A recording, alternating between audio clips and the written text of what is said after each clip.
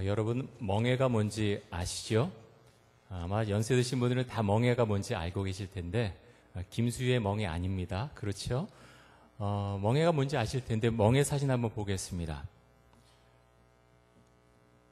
이게 이스라엘 같은 경우는 두 마리에다가 함께 이렇게 멍해를 얻는 경우들이 많았던 것 같습니다. 우리나라는 소 한 마리에 그 위에다 멍해를 얹지요. 이스라엘은 이렇게 두 마리로 함께 이제 밭을 가는 경우가 많았는데 구약 성경에 보면 엘리야 선지자가 엘리사를 부를 때 엘리사가 12겨리소를 앞세워서 밭을 갈고 있었다 이렇게 말씀합니다. 이 겨리소라고 하는 것은 두 마리의 소를 말하고 있는데요. 그러니까 12겨리소니까 엘리사에게는 24마리의 밭 가는 소가 있었습니다. 엘리사가 굉장히 부자였다고 하는 것을 알 수가 있는데요. 하지만 엘리야를 통해서 하나님의 부르심을 받았을 때 엘리사 선지자는 모든 것을 버려두고서 주님의 명령에 따랐습니다. 오늘 우리가 말씀을 보면서 멍해에 대해서 함께 생각해보고 또 살펴보려고 합니다. 여러분, 우리들이 갖고 있는 멍해는 어떤 것들이 있습니까? 우리가 소처럼 위에다가 어떤 멍해를 눈에 보이는 것을 갖고 있지는 않죠. 하지만 사람들마다 조금씩 다르지만 누구나 어떤 멍해를 자신의 머리 위에 얹고 갑니다. 그것이 우리의 인생이죠. 사회에서 만난 사람들 보면 겉으로 보면 다들 문제 없어 보입니다. 다 괜찮아 보입니다. 하지만 조금 이야기하고 내면의 세계로 들어가다 보면 문제가 있는 것을 발견하게 됩니다. 혼란이 있고 때로는 나약한 모습 가운데 처해 있는 사람들을 많이 만나게 됩니다. 우리나라가 참 잘 살게 되었습니다. 경제적으로 많이 발전했죠. 그런데 사람은 상대적인 존재입니다. 나보다 훨씬 잘 사는 사람들 봤을 때 마음속에 좌절감도 생기고 여러 가지 비교의식이 자기도 모르게 생겨나게 됩니다. 우리나라처럼 여전히 돈과 학벌을 우선시하는 사회 가운데 살다 보면 자기도 모르게 여러 가지 괴로움의 생각이 들기도 합니다. 오늘 우리가 마태복음 11장 말씀을 봤는데요. 28절에서 말씀하시는 수고하고 무거운 짐진 자들, 수고하고 무거운 짐진 자들, 이 사람들이 어떤 사람들입니까? 예수님께서 크게 두 가지 부류의 사람들을 생각하시고 이 말씀을 하신 것으로 보입니다. 첫 번째는 실제적으로 육체적으로 굉장히 힘든 일을 했던 사람들입니다. 그 사람들이 수고하고 무거운 짐을 지고 가는 사람들이었습니다. 또 하나는 영적인 세계인데요. 종교적으로 예수님 당시의 유대인들은 그들에게 주어진 율법이 613개가 있었습니다. 이 603개의 조항들을 갖고 살면서 이 가운데서 심한 스트레스를 사람들이 받고 있었다고 하는 것이죠. 사람은 영적인 존재입니다. 모든 것을 다 가진 사람은 없지요. 돈이 있고 명예 있고 권력이 있어도 영적인 문제가 해결되지 않으면 그 사람은 잘못하면 삶이 공허해지고 삶의 목적을 잃어버릴 수 있습니다. 유대인들은 그런데 이런 영적인 문제를 율법 가운데서 찾고자 했다는 것입니다. 그래서 모세오경 중에서 613개를 추출해냈습니다. 그래서 613개가 대부분 모세오경에서 나온 것입니다. 모세오경이 뭐죠? 창세기, 출애굽기, 레위기, 민수기, 신명기, 이것이 모세오경입니다. 다른 말로 하면 토라라고도 합니다. 이 다섯 개의 율법서 중에서 613개를 모아서 이것을 지켜야 너희가 의롭게 된다, 이것을 지켜야 구원받는다라고 가르쳤다고 하는 것입니다. 복음서에 보면 예수님께서 안식일에 손 마른 자를 고치는 장면이 나옵니다. 손이 말랐다고 하는 것은 아마도 손이 이렇게 오그라진 그런 사람들을 말하는 것 같습니다. 그런데 이렇게 안식일에 예수님께서 손 마른 자, 손이 오그러져 있는 사람을 고치시자 바리새인들이 공격하지요. 어떻게 당시 율법에 대해서 안다면 어떻게 안식일에 이렇게 아픈 사람을, 병든 사람을 고쳐줄 수 있느냐? 당신 율법을 범했다 하고 비난을 했습니다. 그러자 예수님께서 말씀하시죠. 양 한 마리가 구덩이에 빠져도 건져낼 터인데 하물며 사람이 양보다 귀하지 않으냐 하시면서 그 손 마른 자를 고쳐주었습니다. 여러분, 왜 예수님을 믿으십니까? 우리가 예수님을 믿는 가장 중요한 이유는 영원한 생명을 얻기 위해서입니다. 예수님을 믿으면 우리가 죽은 다음에 천국 간다고 하는 믿음, 소망이 우리 안에 있습니다. 그런데 예수를 믿게 되면 우리가 천국 갈 때까지 아무것도 변화되지 않는 것이 아니라 우리 내면의 세계로부터 뭔가 변화가 일어나기 시작합니다.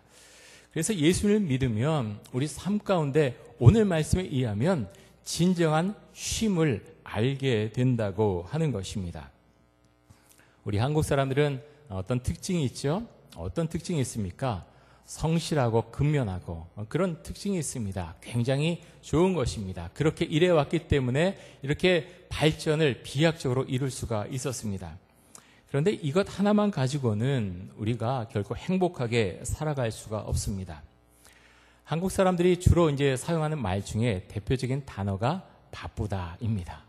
우리도 모르게 그렇게 이야기하는 경우들이 참 많이 있는 것 같습니다. 바빠요. 나 바빠요. 저 사람 참 바쁘지. 바빠요. 물론 바쁜 거 괜찮습니다. 또 바쁘고 열심히 일해야지 잘 살게 되겠죠. 하지만 가끔은 멈추고 한번 돌아봐야 됩니다. 쉬는 시간이 있어야 한다고 하는 것이죠. 그런데 우리나라 사회구조 가운데에서 이렇게 쉬기가 참 쉽지가 않은 것 같습니다.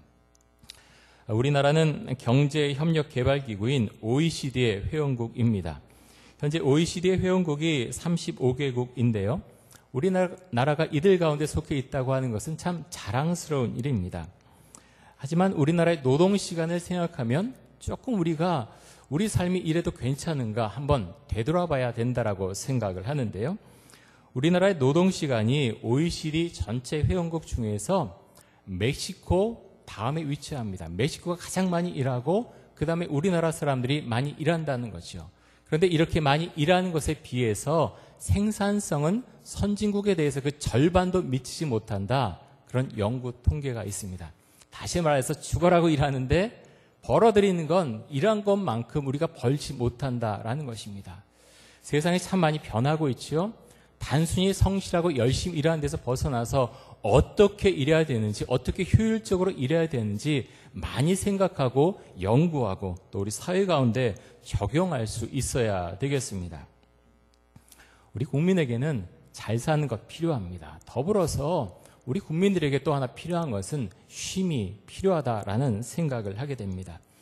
여러분, 진정한 쉼이 무엇입니까? 오늘 말씀 가운데서 왜 예수님께서 쉼에 대해서 우리에게 말씀해 주시는 걸까요? 마태복음 11장 28절에서 이렇게 말씀합니다. 우리 같이 한번 읽겠습니다. 시작. 수고하고 무거운 짐진 자들아 다 내게로 오라. 내가 너희를 쉬게 하리라. 자, 여러분 어떤 분들이십니까? 내 자신이 수고하고 무거운 짐을 진 자라고 생각을 하십니까? 예수님 시대에 이런 사람들이 많았다는 거죠. 그래서 예수님께서 말씀하시기를 뭐라고 말씀하십니까? 다 내게로 오라. 이것이 중요합니다. 다 내게로 오라. 내가 너희를 쉬게 하리라. 자, 다른 것으로 인해서 예수님께서 쉬게 해주시겠다라고 말씀하지 않으시죠? 뭐라고 말씀하십니까? 다 내게로 오라. 힘들고 아프고 어려우냐? 그렇다면 나에게 와라. 내가 너희를 쉬게 해주겠다라고 말씀을 하십니다. 29절에서 이렇게 말씀하시는데요. 우리 29절도 같이 한번 읽겠습니다. 시작.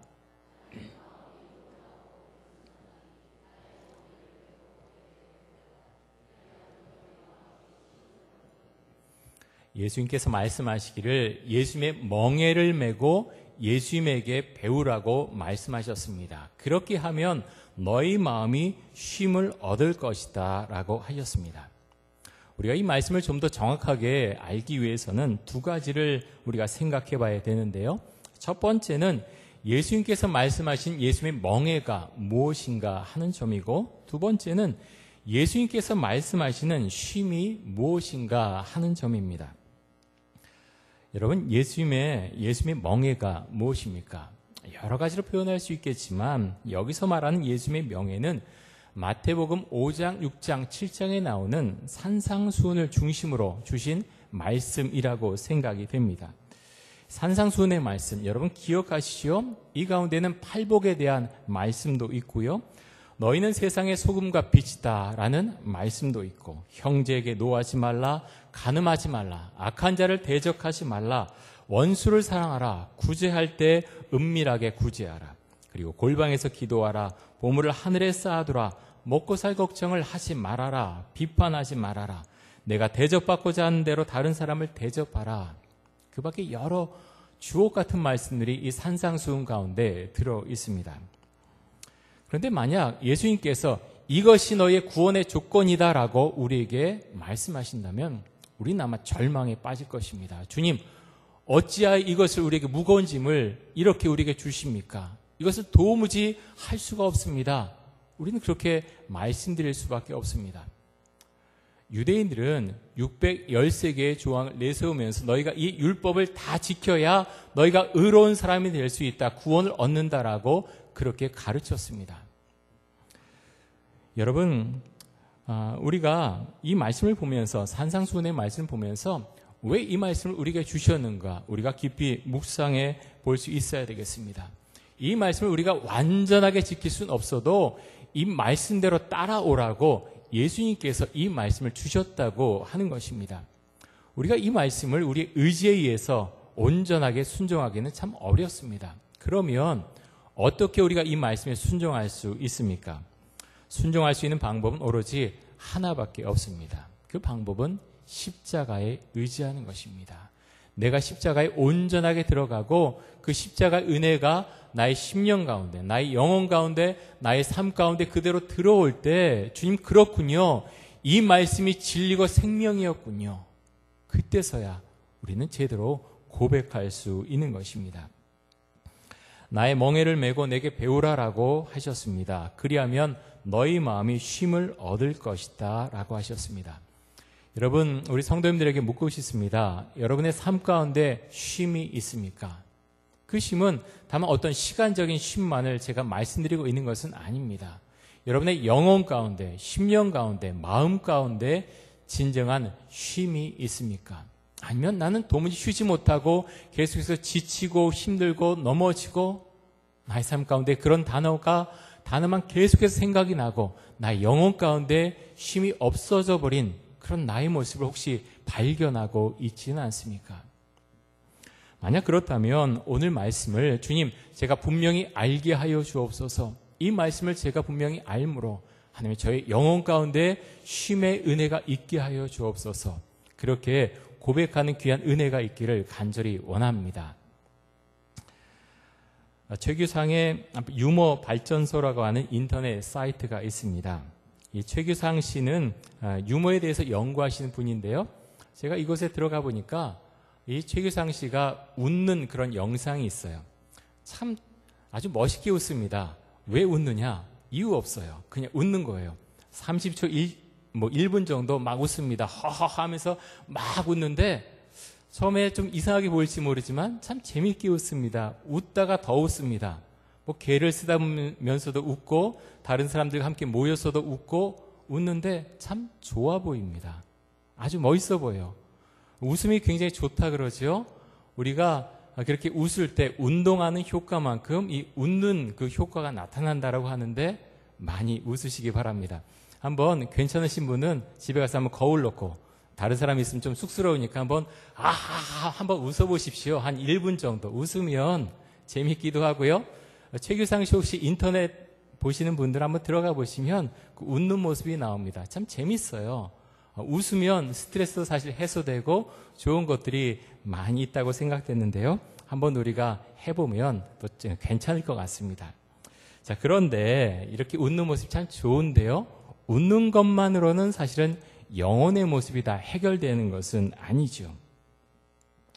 연극 중에 보면 단지 15분이라고 하는 제목의 연극이 있습니다. 이 연극의 줄거리는 이렇습니다. 어느 앞날이 창창한 젊은이가 한 사람이 있었습니다. 이 사람은 앞에 갈 길이 너무나 창창했기 때문에 늘 웃음꽃이 피었고 너무나 행복했습니다. 그러던 어느 날 가슴에 심한 통증이 왔습니다. 그래서 이게 웬일인가 하고 병원을 찾게 되었습니다. 근데 의사가 아주 청천벽력 같은 그런 이야기를 했습니다. 앞으로 당신은 15분밖에 살지 못할 것입니다. 시한부 인생입니다. 라고 선고를 내렸습니다. 이 젊은이는 너무나 놀랍고 당황스러워서 너무나 멍한 모습으로 가만히 그 자리에서 꼼짝도 못하고 그 자리에 있었습니다. 그러는 가운데 5분이 지나갔습니다. 이제 살 날이 10분밖에 남지 않았습니다. 그가 그러고 있을 때, 병실에 있을 때 한 통의 전보가 날아들었습니다. 그 정보의 내용은 이러했습니다. 억만장자였던 당신 삼촌이 방금 돌아가셨습니다. 그의 재산을 상속받을 분은 당신뿐이니 속히 상속 절차를 밟아주십시오. 이 정보를 받았지만 이 젊은이는 하나도 기쁘지 않았습니다. 마음이 너무 우울하고 도리어 슬펐습니다. 그러고 있을 때 조금 후에 다시 하나의 정보가 도착을 했습니다. 이런 내용이었습니다. 당신의 박사학위 논문이 올해 최우수 논문상을 받게 된 것을 알려드립니다. 축하합니다. 하지만 젊은이는 마찬가지로 하나도 기쁘지 않았습니다. 너무나 마음이 힘들고 어려워졌습니다. 계속해서 이제 시간이 지나가고 있었습니다. 그러고 있는 사이에 또 하나의 정보가 도착을 했습니다.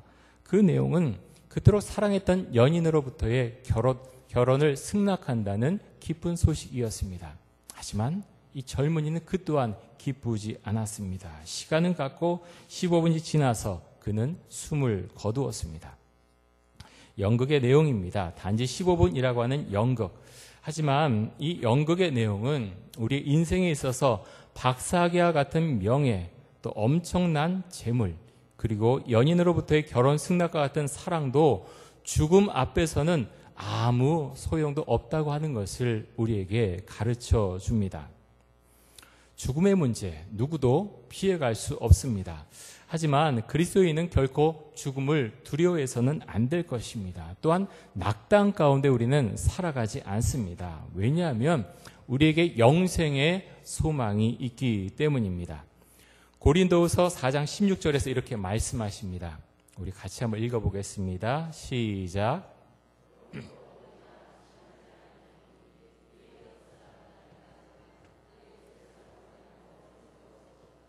아멘. 여러분 삶 가운데 낙심된 일이 많이 있으십니까? 우리 기독교인도 똑같이 세상 사람들과 마찬가지로 살아갈 때 어려운 일이 많이 생깁니다. 누구나 그렇습니다. 그런데 뭐가 다릅니까? 세상 사람들, 하나님을 믿지 않는 사람들과 하나님을 믿는 사람과의 차이가 무엇입니까? 하나님을 믿는 사람은요, 혼자 가지 않고 하나님을 의지한다고 하는 것입니다. 그래서 낙담 가운데 계속 있지 않습니다. 우리의 겉모습도 나이가 들어서 이렇게 늙어가지만 우리의 속사람은 날로 새로워진다라고 말씀하고 있습니다. 여러분 다시 한번 질문하고 싶습니다. 여러분의 삶 가운데 쉼이 있습니까? 영혼 가운데 평안이 있습니까? 나의 심령 가운데 쉼의 은혜가 있습니까? 예수님께서 말씀하시는 쉼은 어떤 쉼일까요? 예수님께서 제자들과 함께 지내시면서 마지막 순간에 드디어 이제 십자가의 길을 갈 것을 말씀하시는데요. 앞으로 내가 십자가에 못 박혀 죽을 것이고 3일 만에 부활할 것이다 말씀하셨을 때 제자들은 심한 압박감을 느꼈습니다. 그리고 두려웠습니다. 도무지 어떻게 해야 될지 알지 못했습니다. 그때 예수님께서 제자들에게 이렇게 말씀하십니다. 누구든지 나를 따라오려거든 자기를 부인하고 자기 십자가를 지고 나를 따라오라 라고 하셨습니다. 여러분, 우리를 부인한다고 하는 것 쉽지 않습니다. 이게 무엇입니까? 주님, 제가 주의 은혜 가운데 저의 인생의 모든 것을 드립니다. 십자가 앞에 저를 못 박습니다 하는 고백입니다. 그 고백이 있을 때 비로소 나를 부인하는 게 무엇인가 우리는 주 앞에 고백할 수가 있습니다. 자기 십자가를 지고 예수님을 따라오라고 하는 이 말씀은 오늘 우리가 본 마태복음 11장에 있는 말씀, 예수님의 멍에를 메고 내게 배우라는 이 말씀과 거의 동일한 말씀이라고 생각이 됩니다.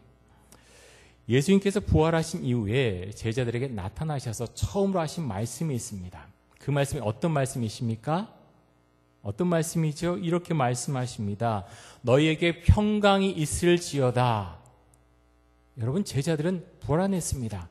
자신들의 구원자 메시아가 십자가에 처절하게 못 박혀 죽었습니다. 채찍질을 당했습니다. 심한 고통과 어둠의 생각이 이들의 마음을 압박했습니다. 그런데 예수님께서 부활하셔서 가장 먼저 이들에게 하신 말씀은 너희에게 평강이 있을지어다 라고 말씀하십니다.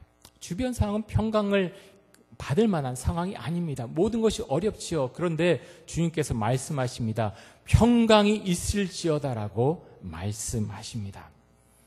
여러분, 우리에게도 동일하게 말씀하시지 않으시겠습니까? 우리의 삶 가운데 어둠과 아픔과 그렇게 힘든 시간이 있을 때 주님께서 말씀하십니다. 평강이 있을지어다. 너의 삶 가운데 평강이 있을지어다. 하나님께서 말씀하십니다. 여러분, 그럴 때 우리는 주님, 그렇습니다. 주님, 제 주변 상황은 평강한 상황이 아닙니다. 하지만 믿음으로 그 말씀을 받습니다. 아멘 주님 할 때 평강의 역사가 나타나는 것입니다. 우리 요한복음 20장 19절에서 22절까지의 말씀을 한번 보겠습니다. 우리 한 절씩, 저하고 한 절씩 교독해 보겠습니다. 이날 곧 안식 후 첫날 저녁 때 제자들이 유대인들을 두려워하여 모인 곳에 문들을 닫았더니 예수께서 오사 가운데 서서 이르시되 너희에게 평강이 있을지어다.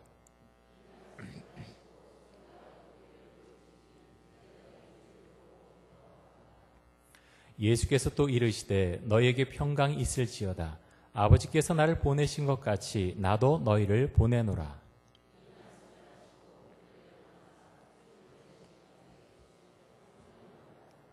아멘. 저는 이 대목을 참 좋아합니다. 예수님께서 부활하신 다음에 제자들을 만난 이 장면, 예수님께서 제자들에게 평강을 빌어주신 다음에 너희들을 세상에 보낸다 말씀하십니다. 그리고 이어서 성령을 받으라라고 말씀하십니다. 여러분, 이 말씀이 우리의 삶 가운데 우리 신앙에 그대로 들어올 수 있기를 간절히 원합니다. 그러시죠? 아멘 한번 해보십시오.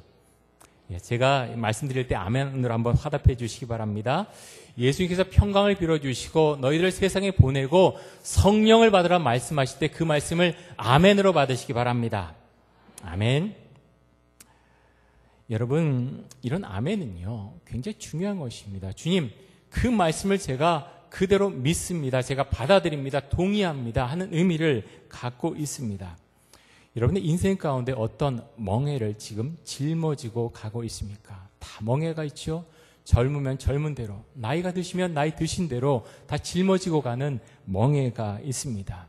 여러 가지 경제의 문제, 건강의 문제, 자녀의 문제, 하나님 제가 이것을 감당하지 못하겠습니다. 그런 기도를 드릴 때가 얼마나 많이 있습니까? 그런데 그런 문제 중에서 가장 심각한 문제는 다른 문제가 아니라 죄의 문제입니다. 죄의 문제. 이 죄의 문제가 풀리지 않으면 우리 영혼의 문제는 꽉 닫혀서 그 문제가 풀리지를 않습니다. 이 죄의 문제는 오로지 예수 그리스도의 십자가만으로 풀 수가 있습니다. 예수님께서 우리에게 가장 관심 있어 하는 것이 무엇입니까? 우리의 구원, 우리가 구원받는 그런 은혜, 그 역사에 대해서 가장 관심을 가질 것입니다. 다른 말로 하면은 하나님과 우리 사이에 어떤 관계를 지금 맺고 있느냐, 그것에 관심이 있다고 하는 것입니다. 하나님과 또 예수님과 성령님과 어떤 관계 속에서 여러분들은 하루하루를 보내고 있으십니까? 이사야 26장 3절에서 이렇게 말씀하십니다. 26장 3절에 보면 우리 같이 한번 읽지요. 시작. 주께서 심지가 견고한 자를 평강하고 평강하도록 지키시리니 이는 그가 주를 신뢰함이니이다. 아멘. 자, 우리가 잘 아는 말씀입니다. 자, 주께서 심지가 견고한 자, 신앙이 정말 주 앞에 온전하게 뿌리 내리고 있는 자, 그런 사람을 평강하고 평강하도록 지키실 것이다 말씀하십니다. 왜 그렇습니까? 똑같은 말씀을 반복하시죠. 그가 주를 신뢰하기 때문이다. 그가 하나님을 믿기 때문이다 라고 말씀하고 있습니다. 여러분, 이 말씀을 우리가 그대로 받기를 원하고요. 예수님의 멍에, 오늘 말씀 가운데서 마태복음 11장에 주시는 말씀 가운데서 예수님의 멍에는 예수님의 말씀입니다. 또 나아가서 예수님의 십자가이기도 합니다. 또 예수님의 짐은 십자가의 길을 걸어가는 것, 그것을 우리에게 말씀해 주고 있습니다. 우리는 결코 인생의 길을 혼자 걸어갈 수가 없습니다. 우린 예수님을 믿는 사람이고 예수님께서 나와 함께 가자라고 말씀하셨습니다. 여러분, 이런 이야기가 있습니다. 어떤 아주머니가 머리에 아주 무거운 짐을 지고서 가고 있었습니다. 그런데 옆에 소 달구지를 끌고 가는, 소 달구지에 앉아서 이렇게 소를 몰고 가는 사람이 지나가고 있었는데 그 아주머니를 보고서 좀 마음에 안 돼서 여기 좀 타십시오 하고 같이 그 소 달구지를 타고 갔습니다. 그런데 조금 있다 보니까 이 아주머니가 여전히 머리에 짐을 얹고 있는 것이었습니다. 그래서 이분이 말씀하시죠. 왜 아주머니 왜 짐을 내려놓지 않으십니까? 하고 물었더니 아주머니가 이렇게 대답했습니다. 아이고, 저만 태워주신 것도 얼마나 감사하고 송구한데 짐까지 내려놓으면 제가 염치가 없지요. 이렇게 이야기를 했다고 합니다. 여러분, 그런데 생각해 보면 이것이 행여 우리의 모습은 아닌가 생각해 보게 됩니다. 교회 옵니다. 예배 드립니다. 예수님을 믿는다고 합니다. 그런데 세상의 온갖 짐을 다 머리에 올려놓고 갑니다. 주님, 힘들어요. 죽겠어요. 힘들어요. 너무 바빠요. 어려워요. 주님께서 말씀하십니다. 나와 함께 가자. 하지만 머리에서 여전히 내려놓지 않습니다. 힘들어요. 죽겠어요. 어려워요. 주님께서 말씀하십니다. 얘야, 왜 짐을 내려놓지 않느냐? 내려놔라. 내가 쉽게 가게 해주겠다. 말씀하십니다. 여러분, 우리가 주 앞에 그렇게 고백할 수 있길 원합니다. 예수께서 말씀하시기를 나의 멍에를 가지고 나의 멍에를 지고 나에게 배우라고 말씀하셨습니다. 그 길은 십자가의 은혜 가운데 들어가는 그런 믿음의 세계입니다. 사랑하는 성도 여러분, 우리가 세상에서 짊어지고 가는 짐, 그 멍에를 우리 혼자 짊어지고 가지 않길 원합니다. 주님께 맡기고 주님과 매 순간 그렇게 함께 걸어가시는 은혜롭고 복된 여러분의 인생이 되시기를 간절히 원합니다. 우리 함께 기도하겠습니다. 이 시간에 기도할 때 하나님, 예수님의 말씀과 십자가의 은혜 가운데 세상을 살아가게 하여 주옵소서. 예수님의 멍에와 십자가를 지고 길을 걸어갈 때 우리 안에 자유함과 은혜와 평안을 주옵소서. 우리 통성으로 같이 기도하겠습니다. 하나님 아버지,